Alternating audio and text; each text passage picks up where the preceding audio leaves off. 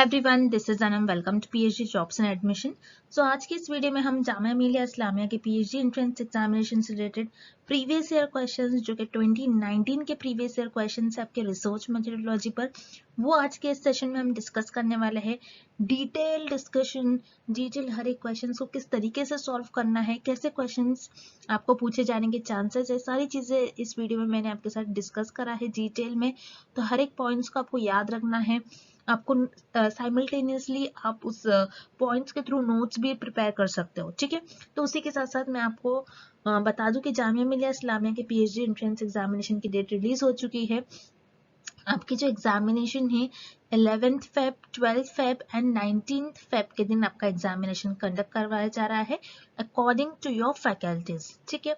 तो उस पर भी मैंने डिटेल में वीडियो बना रखा है, तो आप उस वीडियो को जाकर देखिए, ठीक है। तो वो वीडियो हमारी सुबह ही अपलोड हुई है, तो उस वीडियो को आप जाकर देखिए। आपके पर्टिकुलर एग्जामिनेशन का टाइम प्रॉपर मेंशन करा गया है, डे डेट प्रॉपरली मेंशन करा गया है डिपेंडिंग अपॉन योर फैकल्टीज। तो आपको सारी चीजें देख लेना है इस वीडियो में। और इन 10 डेज में आपको किस तरीके से आपके एग्जामिनेशन को क्रैक करना है, ये सारी चीजें हमने हमारे कोर्स में बता रखी है। तो उसके लिए आपको स्क्रीन पर दिए गए नंबर पर व्हाट्सएप के थ्रू हमें कांटेक्ट करना है, आपको अगर कोर्स हमारा चाहिए होगा तो, ठीक है। तो ज्यादा टाइम वेस्ट नहीं करते हम, आज के सेशन को हम आगे बढ़ाते हैं। तो एमसीक्यू स्टार्ट करने से पहले मैं आपको एक बारी बता दूं कि पेपर 1 जो कि आपका रिसर्च मेथोडोलॉजी पर बेस्ड होता है और हर एक फैकल्टीज वाले कैंडिडेट्स के लिए अलग अलग सिलेबस फॉलो करना है आपको, ठीक है। तो उसके लिए हम आपको कंप्लीट कोर्स प्रोवाइड करते हैं, जिसमें हम आपको video lectures, notes, mock test और एमसीक्यूज पीडीएफ प्रोवाइड करते हैं, जिसमें आपके जामिया मिलिया इस्लामिया के प्रीवियस ईयर क्वेश्चंस भी इन्वॉल्व है, ठीक है। तो वीडियो लेक्चर्स जो है आपको प्रीवियस ईयर क्वेश्चंस के सेशंस हम आपको प्रोवाइड करते हैं। वीडियो लेक्चर्स में हमारे थियोरी, एमसीक्यूज दोनों वीडियो लेक्चर्स हम आपको प्रोवाइड करते हैं। फिर नोट्स भी हम आपको प्रोवाइड करते हैं, काफी सिंपलेस्ट लैंग्वेज में नोट्स है। अगर आप वही इंटरनेट से अगर देखते हो तो काफी डिफिकल्ट लैंग्वेज यूज करी जाती है और आपको पता नहीं होता कि प्रॉपरली किस सीक्वेंस में आपको, किस टॉपिक वाइज में आपको स्टडी करना है। तो सारी चीजें हम हमारे कोर्स में यहाँ पर आपको बता रखी है with the minimum price and 100% passing guarantee, यानी हमारे ही कोर्स से आपको क्वेश्चंस पूछे जाएंगे, ये हम आपको गारंटी के साथ कहते हैं। तो याद रखिएगा, बहुत कम डेज है, तो इन कम डेज में हमारे कोर्स के थ्रू आपको हम अच्छे से अच्छा गाइड करते हैं, अच्छे से अच्छे आपको सारे गाइड करने की या फिर सारे इंस्ट्रक्शंस हम आपको प्रोवाइड करते हैं हमारे कोर्स में। तो जल्द से जल्द आपको स्क्रीन पर दिए गए नंबर पर व्हाट्सएप के थ्रू आपको हमें कॉन्टैक्ट करना है, या फिर आप हमारा ऐप भी डाउनलोड कर सकते हैं which is global online app. तो चलिए ज्यादा टाइम वेस्ट नहीं करते हैं, आज के सेशन को हम स्टार्ट करते हैं। So let's begin with the MCQs. First question, which research is conducted in which information is collected without changing the environment? इस क्वेश्चन में हमें फाइंड आउट करना है कौन सी रिसर्च हम कंडक्ट करते हैं जिसमें हम इंफॉर्मेशन को कलेक्ट करते हैं without changing its framework, its nature और you can say its environment. ऐसी कौन सी रिसर्च होती है, हमें ये फाइंड आउट करना है। सो हम वन बाय वन पहले ऑप्शंस देखते हैं। Option A, applied research. Applied research में क्या करते हैं हम, जैसे आपको पता ही होगा, अप्लाइड रिसर्च में नेम में ये मिलेंगे कि कोई भी हमारे पास अगर थियोरी होती है उसको हम अप्लाई कर कर किसी प्रैक्टिकल प्रॉब्लम को सॉल्व करते हैं और यू कैन से कोई स्पेसिफिक प्रॉब्लम को सॉल्व करते हैं। अप्लाइड रिसर्च में आप ना ही कोई इंफॉर्मेशन कलेक्ट करते हो और ना ही उस इंफॉर्मेशन को एज इट इज डिस्क्राइब करते हो, उस इंफॉर्मेशन को विदाउट चेंजिंग इट्स इन्वायरमेंट आप उसको डिस्क्राइब करते हो, बल्कि अप्लाइड रिसर्च में आप कोई प्रैक्टिकल प्रॉब्लम और यू कैन से कोई स्पेसिफिक प्रॉब्लम को सॉल्व करते हो। दैट्स व्हाई अगर आपका ऑप्शन ए इनकरेक्ट हो जाएगा। Then option C, fundamental research. Fundamental research क्या होती है? फंडामेंटल रिसर्च में रिसर्चर का एम ही होता है कि कोई new theories, new concept, new ideas develop करें, क्योंकि रिसर्चर को अपनी क्यूरियोसिटी को फुलफिल करना होता है, उनको जानना होता है कोई फेनोमेना के बारे में, उनको अपनी नॉलेज को इंक्रीज करना होता है, इसलिए रिसर्चर फंडामेंटल रिसर्च परफॉर्म करते हैं। फंडामेंटल रिसर्च में रिसर्चर एज इट इज कोई फेनोमेना को और जो भी इंफॉर्मेशन कलेक्ट कर रहे हैं उसको एज इट इज बताते नहीं है। दैट्स व्हाई पर आपका ऑप्शन सी इनकरेक्ट हो जाएगा। Then option B, descriptive research. तो यहाँ पर आपका ऑप्शन बी करेक्ट हो जाएगा, बिकॉज डिस्क्रिप्टिव रिसर्च ऐसे रिसर्च होती है जिसमें आप इंफॉर्मेशन कलेक्ट करते हो और उस इंफॉर्मेशन को एज इट इज डिस्क्राइब करते हो। यहाँ पर आप कुछ मैनिपुलेट नहीं कर सकते, मतलब कोई चेंजेस नहीं करते हो अपने अपने हिसाब से, अपने कन्वीनियंस के हिसाब से आप उस इंफॉर्मेशन में कुछ ऊपर नीचे नहीं कर सकते हो, कुछ एक्स्ट्रा ऐड नहीं कर सकते हो। आपको जो इंफॉर्मेशन मिली आपको एज इट इज डिस्क्राइब करना होता है डिस्क्रिप्टिव रिसर्च में। अब हम एग्जाम्पल के थ्रू समझते हैं तो आपको क्लियरली और समझ में आ जाएगा। जैसे मान लो मुझे इंडियन लोगों के फेशियल फीचर्स जानने हैं। फेशियल फीचर्स कैसे जानेंगे रिसर्चर? ये देखेंगे कि उनकी आईज कैसी होती है, उनके आईज का कलर कैसा होता है, उनके हेयर्स कैसे होते हैं, जनरली उनके हेयर के कलर्स कैसे होते हैं, और उनका फेस का टेक्सचर कैसा होगा, उनके फेस का शेप कैसा होगा। सो ये सारे फेशियल एक्सप्रेशन रिसर्चर इंडियन लोगों के देखेंगे, और जो डेटा मिलेगा उससे डेटा को एज इट इज डिस्क्राइब करेंगे, उसमें रिसर्चर कोई चेंजेस नहीं कर सकते। सो डिस्क्रिप्टिव रिसर्च आपकी क्या होती है? जिसमें आप डेटा कलेक्ट करते हो, इंफॉर्मेशन कलेक्ट करते हो, और उस इंफॉर्मेशन को आपको एज इट इज डिस्क्राइब करना होता है। आप वहां पर कोई चेंजेस और कुछ मैनिपुलेट नहीं कर सकते हो। So this is the definition of descriptive research. So यहाँ पर आपका ऑप्शन भी करेक्ट हो जाएगा।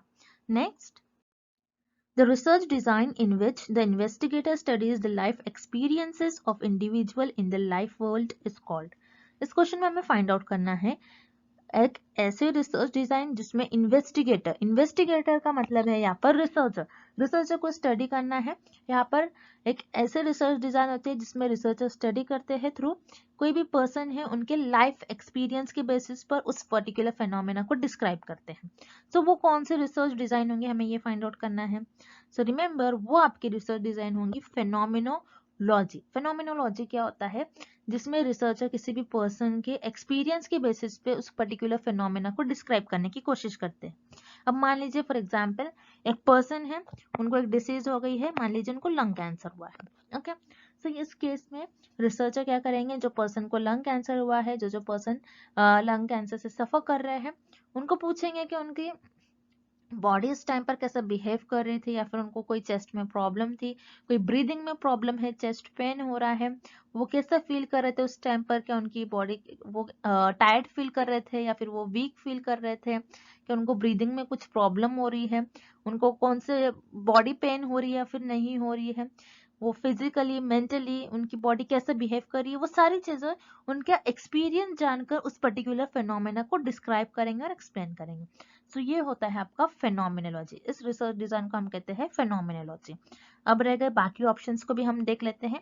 ऑप्शन ए आपको गिवन है इथनोग्राफी। इथनोग्राफी क्या होता है? जो किसी कल्चर के बारे में स्टडी की जाती है, जैसे इंडियन कल्चर, वेस्टर्न कल्चर, उस कल्चर में लोगों का कैसा लाइफस्टाइल होता है उसके बारे में रिसर्च की जाती है।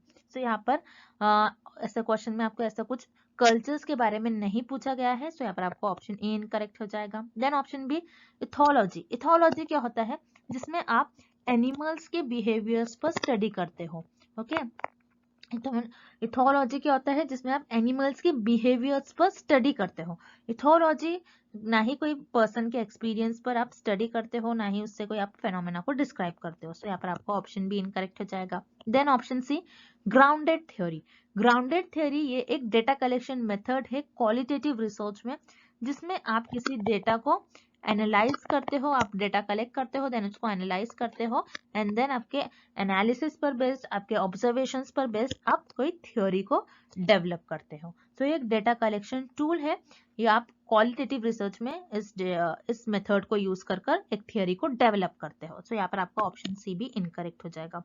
सो यहाँ पर आपका करेक्ट ऑप्शन हो जाएगा option D phenomenology. Next, one of the essential characteristics of research is. इस क्वेश्चन में हमें फाइंड आउट करना है कि रिसर्च की जो सबसे ज्यादा इंपॉर्टेंट, जो मोस्ट इंपॉर्टेंट कैरेक्टरिस्टिक्स क्या होंगे रिसर्च की। सो रिमेंबर, रिसर्च की जो एसेंशियल, जो इंपॉर्टेंट कैरेक्टरिस्टिक होती है वो होती है ऑब्जेक्टिविटी, सिस्टमैटिक और साइंटिफिक।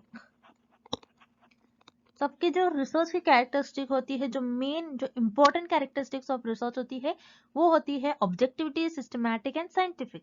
ऑब्जेक्टिविटी और ऑब्जेक्टिव क्या होते हैं कि अगर आप जो रिसर्च कर रहे हो, अपने रिसर्च में अगर आपने जो भी मेथड्स यूज करे होंगे, जो जिस तरीके से आपने रिसर्च करा होगा, जैसे आपने सैंपल सेलेक्ट करा होगा, उनसे जो भी आपको इंफॉर्मेशन मिलती है, आपको जो इंफॉर्मेशन मिल रही है उस इंफॉर्मेशन को आपको आपके रिजल्ट में एज इट इज मेंशन करना चाहिए। यहाँ पर आप किसी सैंपल को, किसी पर्सन को आप इग्नोर नहीं कर सकते। आपको जो इन्फॉर्मेशन मिल रही है, करेक्ट इनकरेक्ट, सारी आपको मेंशन करना है। यहाँ पर आप अपने जजमेंट, ओपिनियन, कन्वीनियंस को आगे रखकर आपके रिसर्च परफॉर्म नहीं कर सकते हैं। ओके, सो रिमेंबर ऑब्जेक्टिविटी क्या होता है, जिसमें आप जिस तरीके से भी आप रिसर्च को इनकाउंटर कर रहे हो ड्यूरिंग योर रिसर्च स्टडी, उसमें आपको जो भी इन्फॉर्मेशन मिल रही है आपको एज इट इज मेंशन करना चाहिए। यहाँ पर आपको आपके जजमेंट और कन्वीनियंस को आगे रखकर आपकी रिसर्च परफॉर्म नहीं करना चाहिए। देन सिस्टमैटिक क्या होता है, आपको आपके रिसर्च में कोई प्रिंसिपल, पर्टिकुलर स्टेप्स, एक स्ट्रक्चर फॉलो करना चाहिए। आप कैसे भी जिगजैग मैनर में आपकी रिसर्च परफॉर्म नहीं कर सकते हो। Then third is scientific. Scientific क्या होता है कि आपकी जो अगर रिसर्च परफॉर्म कर रहे हो तो उसमें साइंटिफिक मेथड्स होने चाहिए, साइंटिफिक प्रिंसिपल्स आपको यूज करना चाहिए आपके रिसर्च में। तो ये तीन आपके एसेंशियल कैरेक्टरिस्टिक और मोस्ट इंपॉर्टेंट कैरेक्टरिस्टिक्स होते हैं रिसर्च की। देन यहाँ पर आपको option A, C and D में गिवन है generalizability, usability and replicability. So ये तीनों भी आपके रिसर्च के कैरेक्टरिस्टिक होते हैं, लेकिन मोस्ट इंपॉर्टेंट होती है ऑब्जेक्टिविटी, सिस्टमैटिक एंड साइंटिफिक। अब जनरलाइजेबिलिटी क्या होती है कि आपके जो रिसर्च आप परफॉर्म कर रहे हो उससे जो भी रिजल्ट आ रहे हैं वो आप सैंपल्स पर परफॉर्म करते हो, और सैंपल से जो रिजल्ट आ रहे हैं वो पूरी पॉपुलेशन पर जनरलाइजेबल होना चाहिए, पूरी पॉपुलेशन पर अप्लाई होने चाहिए, आपके रिजल्ट्स ऐसे होने चाहिए, उसे हम कहते हैं जनरलाइजेबिलिटी। देन यूजेबिलिटी, आपके जो रिसर्च स्टडी से आपके जो रिजल्ट आ रहे हैं वो यूजेबल होना चाहिए, आपका प्रैक्टिकल लाइफ में आप उसका कुछ ना कुछ यूज होना चाहिए। देन रेप्लिकेबिलिटी, मतलब जिसको आप फिर से रिपीट कर सको, रिप्रोड्यूस कर सको। तो ये भी आपके तीनों, जनरलाइजेबिलिटी, यूजेबिलिटी एंड रेप्लिकेबिलिटी, ये भी आपके रिसर्च के कैरेक्टरिस्टिक होते हैं। लेकिन यहाँ पर हमको पूछा गया एसेंशियल, जो most important characteristics of research होती है वो होती है objectivity, systematic and scientific. So here correct option is option B, objectivity. Next, sampling which provides for a non zero chance of selection is. इस क्वेश्चन में हमें find out करना है ऐसे कौन से सैम्पलिंग होती है जिसमें पॉपुलेशन में से जो आप मेंबर्स सेलेक्ट कर रहे हो उनका चांस नॉन जीरो हो। मतलब अगर आप पॉपुलेशन में से कोई मेंबर्स को सिलेक्ट कर रहे हो तो उनका हर बार चांस हो कि वो सिलेक्ट हो, वो कौन सी सैम्पलिंग होती है, हमें ये फाइंड आउट करना है। सो रिमेंबर सैम्पलिंग के दो टाइप्स होते हैं, एक होता है आपका probability sampling and next non probability sampling. So probability sampling क्या होता है, जिसमें आप पॉपुलेशन में से मेंबर्स को रैंडमली सिलेक्ट करते हो, इसलिए यहाँ पर हर एक मेंबर का चांस, सिलेक्ट होने का चांस इक्वल होता है। और नॉन प्रोबेबिलिटी सैम्पलिंग क्या होते हैं, जिसमें रिसर्चर अपने कन्वीनियंस, उनके जजमेंट, उनके एक्सपीरियंस की बेसिस पर पॉपुलेशन में से सैंपल्स को सिलेक्ट करते हैं। उनको ये लगेगा कि मुझे इस पॉपुलेशन में से इस मेंबर से मुझे डेटा मिल सकता है, मुझे ये आसानी से डेटा दे देगा, तो उनके कन्वीनियंस के हिसाब से पॉपुलेशन में से मेंबर्स को सिलेक्ट करते हैं, तो उसे हम कहते हैं नॉन प्रोबेबिलिटी सैम्पलिंग। बट अगर आप रैंडमली पॉपुलेशन में से मेंबर्स को सिलेक्ट कर रहे हो तो हो सकता है कि आपका चांस इक्वल हो सिलेक्ट होने का, जैसे आप देख रहे हो डायग्राम में। अब इस डायग्राम में ये आपकी हो गई पॉपुलेशन, सो ये पॉपुलेशन हो गई, और रिसर्चर ने जो भी यहाँ पर सिलेक्ट किया है मेंबर्स को, ये हो गया उनका सैंपल। जैसे आप देख रहे हो यहाँ पर रिसर्चर ने रैंडमली पॉपुलेशन में से मेंबर्स को सिलेक्ट करा है, इसलिए यहाँ पर एक जैसे देखिए आप, ये 3 लोग सिलेक्ट हुए हैं, एक जैसे ये 3 लोग। ओके, मान लो ये जो आपको ऑरेंज कलर में जो ये दिख रहा है, जो पर्सन है जो ऑरेंज कलर से इंडिकेट किए हैं, ये मान लो ये सारे 20 इयर्स के हैं, और जो ब्लू कलर में इंडिकेट करा है ये मान लो 10 इयर्स के हैं। तो यहाँ पर रिसर्चर ने रैंडमली लिया, इसलिए 20 इयर्स के 3 सिलेक्ट हुए और 10 इयर्स के सिर्फ 1 ही मेंबर सिलेक्ट हुआ है। सो इसलिए यहाँ पर रैंडम सैम्पलिंग हुई है। तो प्रोबेबिलिटी सैम्पलिंग में रिसर्चर रैंडमली पॉपुलेशन में से मेंबर्स को सिलेक्ट करता है, इसलिए हो सकता है कि हर एक मेंबर्स के सिलेक्ट होने का चांस इक्वल हो। दैट्स व्हाई आपका करेक्ट ऑप्शन हो जाएगा ऑप्शन ए, प्रोबेबिलिटी सैम्पलिंग। सो यहाँ पर आपका ऑप्शन ए करेक्ट हो जाएगा। Next, a reasoning where we start with certain particular statements and conclude with a universal statement is called। इस क्वेश्चन में हमें एक रीजनिंग की डेफिनेशन गिवन है, हमें फाइंड आउट करना है ये कौन सी रीजनिंग होगी, क्या ये डिडक्टिव रीजनिंग होगी, इंडक्टिव या फिर एबनॉर्मल रीजनिंग होगी, हमें ये फाइंड आउट करना है। तो इस क्वेश्चन में हमें ये बता रहा है कि एक रीजनिंग है, उस रीजनिंग को आपने स्टार्ट किया एक पर्टिकुलर स्टेटमेंट से, मतलब एक पर्टिकुलर आपने कुछ चीजों को, एक पर्टिकुलर चीज को ऑब्जर्व करा, ऑब्जर्व कर कर आपने उस एक यूनिवर्सल स्टेटमेंट दिया, मतलब ऑब्जर्व कर कर आपने एक जर्नल स्टेटमेंट दिया, जर्नल थ्योरी दी। तो ये कौन सी रीजनिंग में आएगा, हमें ये फाइंड आउट करना है। सो रिमेंबर आपको ये दो रीजनिंग याद रखनी है, inductive reasoning and deductive reasoning. Deductive reasoning में आप क्या करते हो, आपके पास एक थियोरी होती है डिडक्टिव रीजनिंग में, उस थियोरी पर आप हाइपोथेसिस ले डाउन करते हो, आप गेस करते हो एंड उस हाइपोथेसिस को ऑब्जर्व करते हो, एनालाइज करते हो एंड देन लास्ट में आप कंफर्म करते हो आपके रिजल्ट या फिर रिजेक्ट कर देते हो। देन इंडक्टिव रीजनिंग में क्या होता है, आप ऑब्जर्व करते हो कोई चीज को, जैसा इस क्वेश्चन में हमें गिवन है एक पर्टिकुलर स्टेटमेंट को कंक्लूड किया, एक पर्टिकुलर स्टेटमेंट को ऑब्जर्व किया, देन एक पैटर्न फॉलो किया, देन उस पर एक टेंटेटिव हाइपोथेसिस ले डाउन करा एंड देन उसके बेसिस पर एक थ्योरी जनरेट करा। यूनिवर्सल स्टेटमेंट मतलब एक यूनिवर्सल सबके लिए एक थ्योरी, एक जर्नल थ्योरी डेवलप किया। तो इंडक्टिव रीजनिंग वो रीजनिंग होती है जिसमें आप पर्टिकुलर स्टेटमेंट को कंक्लूड करते हैं, पर्टिकुलर स्टेटमेंट को ऑब्जर्व करते हैं एंड कंक्लूड कर आपको यूनिवर्सल स्टेटमेंट देते हो, मतलब एक जर्नल थ्योरी देते हो। सो ये आपकी डेफिनेशन हो जाएगी इंडक्टिव रीजनिंग की। वेराज डिडक्टिव रीजनिंग में आप क्या करते हो, आपके पास ऑलरेडी थ्योरी अवेलेबल होती है, उस पर हाइपोथेसिस ले डाउन करते हो, उस थ्योरी को आप ऑब्जर्व करते हो, एनालाइज करते हो एंड देन रिजल्ट देते हो। सो ये आपके डिडक्टिव रीजनिंग की डेफिनेशन नहीं हो जाएगी। देन यहाँ पर आपको ऑप्शन सी गिवन है एबनॉर्मल रीजनिंग। एबनॉर्मल रीजनिंग आपके साइकोलॉजी से रिलेटेड एक टर्म है। सो ये आपका ऑप्शन सी इनकरेक्ट हो जाएगा। बस रिसर्च में आपको दो ही टाइप की रीजनिंग याद रखना है, इंडक्टिव एंड डिडक्टिव। सो हम फिर से एक बार देख लेते हैं। डिडक्टिव रीजनिंग वो होती है जिसमें आपके पास ऑलरेडी थ्योरी अवेलेबल होती है, उस थ्योरी पर आप हाइपोथेसिस ले डाउन करते हो, देन उस हाइपोथेसिस को आप ऑब्जर्व करते हो, एनालाइज करते हो एंड देन रिजल्ट कंफर्म कर देते हो। इंडक्टिव रीजनिंग वो रीजनिंग होती है जिसमें आप कोई पर्टिकुलर ऑब्जर्व करते, पर्टिकुलर चीजों को ऑब्जर्व करते, एक पर्टिकुलर स्टेटमेंट देते हो, देन पैटर्न फॉलो करते हैं, देन उस पर टेंटेटिव हाइपोथेसिस ले डाउन कर एक जर्नल थ्योरी देते हो, यूनिवर्सल स्टेटमेंट देते हो। तो ये हो जाएंगे आपकी डेफिनेशन इंडक्टिव रीजनिंग की। सो यहाँ पर आपका ऑप्शन भी करेक्ट हो जाएगा। Next, the research design in which the investigator studies the life experiences of individual in the life world is called। इस क्वेश्चन में हमें फाइंड आउट करना है एक ऐसे रिसर्च डिजाइन जिसमें इन्वेस्टिगेटर का मतलब है यहाँ पर रिसर्चर को स्टडी करना है। यहाँ पर एक ऐसे रिसर्च डिजाइन होती है जिसमें रिसर्चर स्टडी करते हैं थ्रू कोई भी पर्सन है उनके लाइफ एक्सपीरियंस के बेसिस पर उस पर्टिकुलर फेनोमेना को डिस्क्राइब करते हैं। तो वो कौन से रिसर्च डिजाइन होंगे हमें ये फाइंड आउट करना है। सो रिमेंबर वो आपकी रिसर्च डिजाइन होंगी फेनोमेनोलॉजी क्या होता है, जिसमें रिसर्चर किसी भी पर्सन के एक्सपीरियंस के बेसिस पे उस पर्टिकुलर फिनोमेना को डिस्क्राइब करने की कोशिश करते हैं।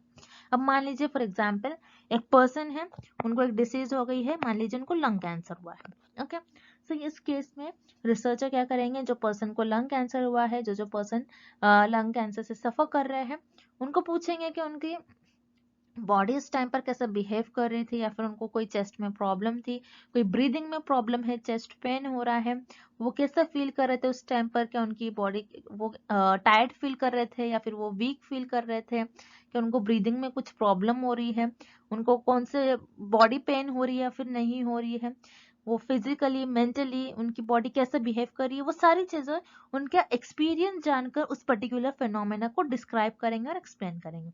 सो ये होता है आपका फेनोमेनोलॉजी। इस रिसर्च डिजाइन को हम कहते हैं फेनोमेनोलॉजी। अब रह गए बाकी ऑप्शंस को भी हम देख लेते हैं। ऑप्शन ए आपको गिवन है इथनोग्राफी। इथनोग्राफी क्या होता है, जो किसी कल्चर के बारे में स्टडी की जाती है, जैसे इंडियन कल्चर, वेस्टर्न कल्चर, उस कल्चर में लोगों का कैसा लाइफ स्टाइल होता है उसके बारे में रिसर्च की जाती है। तो यहाँ पर ऐसे क्वेश्चन में आपको ऐसा कुछ कल्चर्स के बारे में नहीं पूछा गया है, तो यहाँ पर आपको ऑप्शन ए इनकरेक्ट हो जाएगा। Then option B ethology. Ethology क्या होता है, जिसमें आप एनिमल्स के बिहेवियर्स पर स्टडी करते हो। ओके, इथोलॉजी क्या होता है, जिसमें आप एनिमल्स के बिहेवियर्स पर स्टडी करते हो।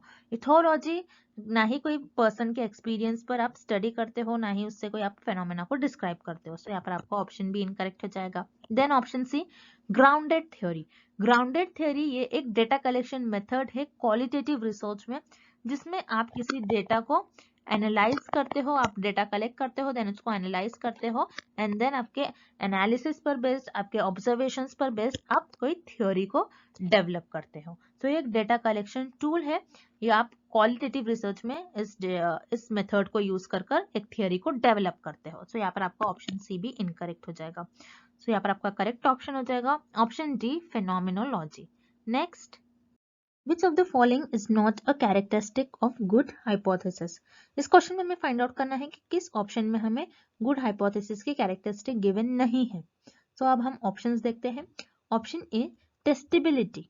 टेस्टिबिलिटी क्या होता है, कि आपने जो भी हाइपोथेसिस ले डाउन किया होगा, आपका जो भी हाइपोथेसिस का स्टेटमेंट होगा, आपका ऐसा हाइपोथेसिस होना चाहिए जिसको आप टेस्ट कर सको। ओके, जैसे हमने देखा था, अगर आप वाटर ज्यादा दे रहे हो प्लांट को तो हो सकता है प्लांट की ग्रोथ भी ज्यादा हो। ऐसे कुछ आपको ऐसा स्टेटमेंट देना है जिस पर आप टेस्ट कर सको। ऐसा स्टेटमेंट नहीं देना है आपको कि जिस पे आप टेस्ट परफॉर्म नहीं कर सकते। सो यहाँ पर आपका ऑप्शन ए करेक्ट हो जाएगा, because this is the good characteristic of hypothesis. Then option B, objectivity. Objectivity कैसे कहते हैं हम, कि अगर रिसर्चर अपने स्टेटमेंट को, अपने अजम्पशन को, अपने हाइपोथेसिस को रिसर्च में टेस्ट कर रहा है, और टेस्ट करने के बाद जो रिजल्ट आ रहा है रिसर्चर को एज इट इज मेंशन करना चाहिए। रिसर्चर को यहाँ पर अपने ओपिनियन, अपने जजमेंट और अपने कन्वीनियंस को आगे रखकर रिजल्ट को परफॉर्म नहीं करना चाहिए। So good hypothesis must always be objective. So यहाँ पर आपका ऑप्शन बी भी करेक्ट हो जाएगा। देन ऑप्शन डी देखेंगे हम पहले, कॉन्सेप्चुअल क्लैरिटी। आपके जो हाइपोथेसिस होने चाहिए वो क्लियर होना चाहिए, ना कि आपके हाइपोथेसिस कॉम्प्लेक्स और डिफिकल्ट नहीं होना चाहिए। सो यहाँ पर आपका ऑप्शन ए जो है टेस्टेबिलिटी, यस आपके हाइपोथेसिस टेस्टेबल होना चाहिए। ऑप्शन बी ऑब्जेक्टिविटी, आपकी हाइपोथेसिस ऑब्जेक्टिव होना चाहिए। Then option D conceptual clarity, yes आपकी जो हाइपोथेसिस है वो क्लियर होनी चाहिए। देन ऑप्शन से आपको गिवन है कॉम्प्लेक्सिटी, आपकी हाइपोथेसिस कभी भी कॉम्प्लेक्स और डिफिकल्ट नहीं होना चाहिए। So option C is not the characteristic of research. और हमें क्वेश्चन में भी यही पूछा है कि कौन से ऑप्शन में हमें कैरेक्टरिस्टिक ऑफ रिसर्च नहीं गिवन है। सो वो ऑप्शन है आपका option C, complexity. Moving on to the next question, what are the conditions in which type 1 error occurs. इस क्वेश्चन में भी पूछ रहा है दिए गए ऑप्शंस में से कौन सा एक ऐसा ऑप्शन है अगर रिसर्चर उस ऑप्शन को परफॉर्म करते हैं और जो भी रिसर्च कर रहा है उस ऑप्शन को परफॉर्म करता है तो उसे हम कहेंगे कि उन्होंने टाइप 1 एरर परफॉर्म किया। सो एरर क्या होता है, आपको पहले तो ये पता होना चाहिए इस क्वेश्चन को सॉल्व करने के लिए। एरर क्या होता है, जब भी रिसर्चर अपने हाइपोथेसिस को टेस्ट करते हैं तो उनसे कुछ मिस्टेक्स हो जाते हैं, उन्हें हम कहते हैं एरर। अब रिसर्च में याद रखिएगा, एग्जाम में इस टाइप के भी क्वेश्चन आते हैं कि रिसर्चर अपने रिसर्च में किस हाइपोथेसिस को टेस्ट करते हैं। तो याद रखिएगा, रिसर्चर अपने रिसर्च में सिर्फ और सिर्फ नल हाइपोथेसिस को टेस्ट करते हैं, और रिसर्चर से नल हाइपोथेसिस को टेस्ट करने में कुछ मिस्टेक्स हो जाती है, उसी को हम कहते हैं, उस मिस्टेक्स को हम कहते हैं एरर्स। और रिसर्चर से जो एरर्स होता है वो दो टाइप का हो सकता है, टाइप 1 एंड टाइप 2। अब इस क्वेश्चन में हमें पूछ रहा है कि टाइप 1 एरर कब अकर होता है।